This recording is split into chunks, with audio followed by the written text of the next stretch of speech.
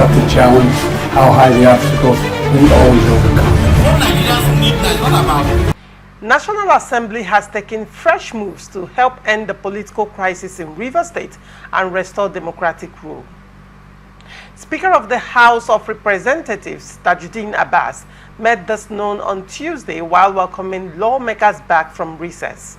He said both the House and the Senate will work together to form a powerful reconciliation committee made up of respected national leaders. The committee's job will be to encourage dialogue, bring peace, and help rebuild democracy in Rivers State and other troubled areas. He said, in the coming weeks, we shall work with the Senate to constitute a high-level committee on reconciliation comprising respected national figures to facilitate dialogue, promote peace, and support the restoration of democratic order in Rivers State and other conflict-affected regions. He reminded the lawmakers that the House had shown unwavering fidelity to the Constitution by responding quickly when the crisis began. According to him, when President Bola Tinubu declared a state of emergency in Rivers State, the House followed Section 305 of the 1999 Constitution as amended to approve the decision. Subsequently, we inaugurated a 21-member ad hoc committee led by the leader of the House to oversee the caretaker administration and ensure democratic accountability in the state. The committee has since commenced its engagement with stakeholders on ground, he added. It will be recalled that in March, President Tinubu suspended Governor Simlaye Fubara, his deputy, and the State Assembly and introduced emergency rule in the state. The decision came after tensions grew between Governor Fubara and his predecessor, Nyesom Wike. Barrister Sims, what do you make of this story and the decision of the National Assembly? It's a fantastic one if they consciously follow, what they have asserted. The reasons are not far-fetched. I have said, several times that this particular imbroglio between, Nyesom Wike and his godson is a political matter that needs a political solution. It's not going to be solved by legalists or by legal, postulations, as the case may be. It's a political matter between the two of them. So they must have to come together and iron out. People should understand that politics is about interest. Even Sim Fubara and his supporters should know that politics is about interest. The same with Nyesom Wike and his supporters. Of course, I'm very sure that they know Nyesom Wike and his supporters are aware that politics is about interest. And when a man has an interest in politics, he should not be blamed for having such interest. And two, they must also know or realize that in politics also, there's what we call lobbying. You can lobby, you can reconcile with people that you felt that you share the same interest with. For instance, many people should understand that people like Hillary Clinton, when in her growing up days in school, etc., before she became who she is today, was, once a Republican. She even had to vote for a Republican candidate as at that time in the 60s. But somehow, somewhere, she now found out that her interest was not covered there. She now had to go, and today she's a Democrat. That is politics for you. Ronald Reagan also, who was not a politician hitherto, but an actor and the president of the Actors Guilds in the U.S. there, also was, a Democrat, as the case may be. But somehow, somewhere, she now had to, go to, the Republican Party, and today he's a Republican. Like I said, if you look at Hillary Clinton, who grew up as a Republican, but at the end of the day, she ended up being a Democrat. That tells you that politics is about interest. So when Lincoln emphasized, and some other world speakers and leaders now emphasize that in politics and international relations, There are no permanent friends or permanent enemies, but permanent interests. So when you see what is happening in Rivers State today, it is a particular field that needs political engineering and reconciliation. So I support what the House of Reps and the Speaker has accused. But my worry has been that most times when you see a motley, a cosmopolitan arrangement where you say leaders of who are these leaders? Are these leaders going to be unbiased, or are they going to work in favor of one or two persons, as the case may be? These are questions. So if they want to select leaders, let them look at leaders who are statesmen, not ice cream statesmen that will be and tell you they are ice cream somewhere. I mean, they are a statesman somewhere. They are licking ice cream in the night with one of the parties and eating pepper soup with the other party, in the wee hours of the morning, and come back and tell you on television that they are statesmen, not ice cream statesmen. So people with genuine intention, to bring peace all about. And like Mahatma Gandhi, once said, I have two of his, quotes here. He said, that peace is not constructed, it's not forced. Peace is arrived at by concession. You have to concede grounds, and let things flow because of peace. And he went further to say that people should not think that, peace, yes, we know it's not the absence of war, but that the most disadvantageous peace is better than a just war.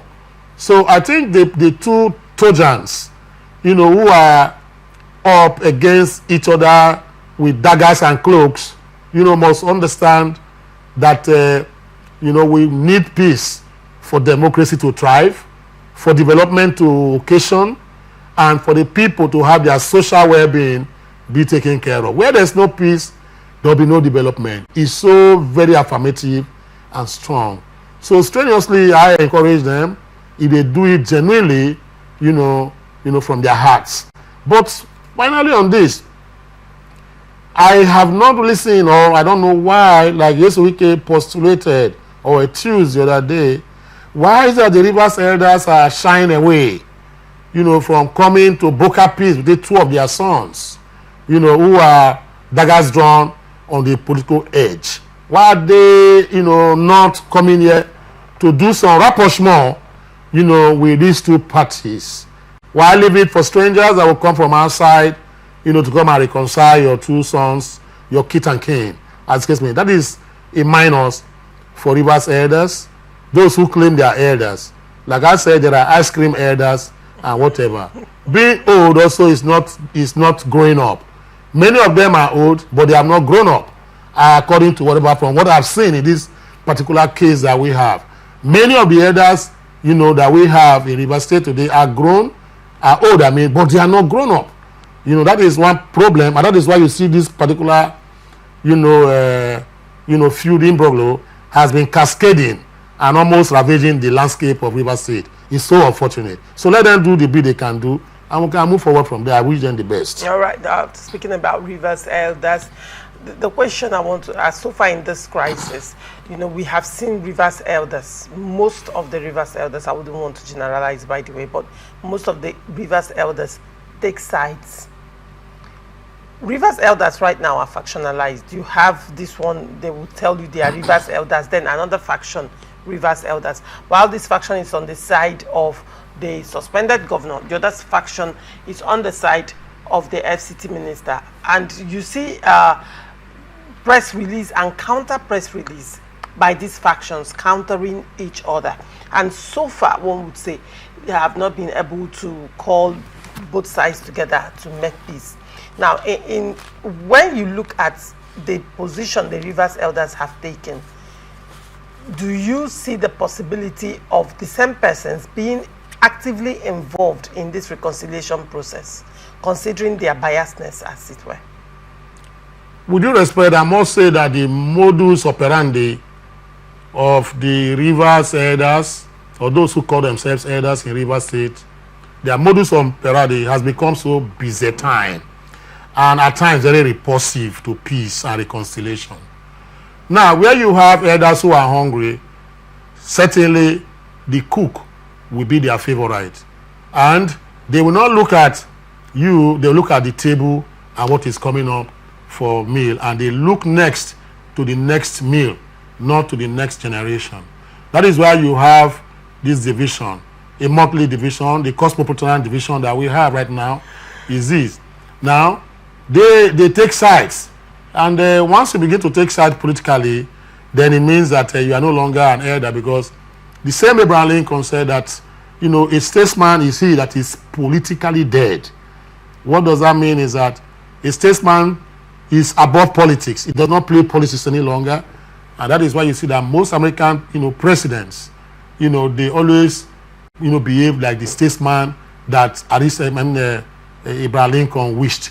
You find out that a man like George Bush today, even though he's a Republican man, he does not, you know, begin to criticize and create things that will bring feud and, you know, violence to the American polity, as the case may be.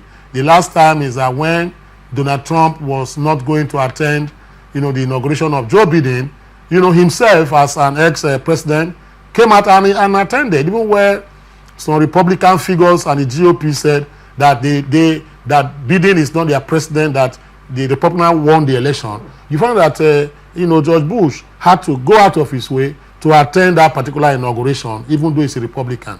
That is, he didn't play politics with that. He went in there to show, you know, nationalism, and for America to stand still, and for America to go forward democratically. So that is what an elder should be, and that's what eldership should be all about. Elder is not about sitting down, you know, under the tree in the village, and you expect them to bring bushmeat for you and pine wine to drink on a daily basis, and you see things going wrong, and you will not begin to say the truth the way it is. That is not an elder that is envisaged in this particular situation. So the Rivers elders should wake up. I don't really know, I mean, any of them that I can call elder right now. You know, the ones I should call elders, they've been lost in the radar, you know, of trying to support one or two other persons of their choice, as the case may be. And instead of, you know, creating and bringing peace, they have even exacerbated, you know, the peace that we thought we would achieve in Rivers State. For instance, the former governor of Rivers State, I don't want to call his name, he knows his name. There are two of them or three of them. They don't want to come into the fray. What they want to do is that they sit in one place and go and give one press conference.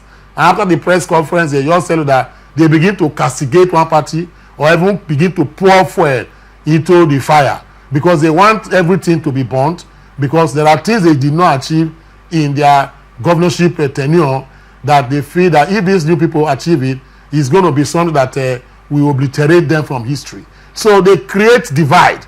I've listened to one or two of them, you know, on social media, you know, talking about, you know, state of affairs in Rivers State. The question I asked him, what effort did he make to even say, let us broker peace between these people, you know, so that we can be. It's not for you to go there and say, you begin to criticize one and begin to even call the other one names, etc., as the case may be. Then you are not an elder. You know, a former governor, you know, should be a man of position and eldership, and a statesman, as the case may be. So it's not all, every time you want to get everything, what do I get from if they reconcile? This is not the problem we're having here. It's been a very big and monumental disgrace, you know, from this particular echelon and pantheon of elders in Rivers State. It's a disgrace, I must say, with due respect. Have to challenge how high the obstacle we always overcome. What Nigerians need now is not about the jumping.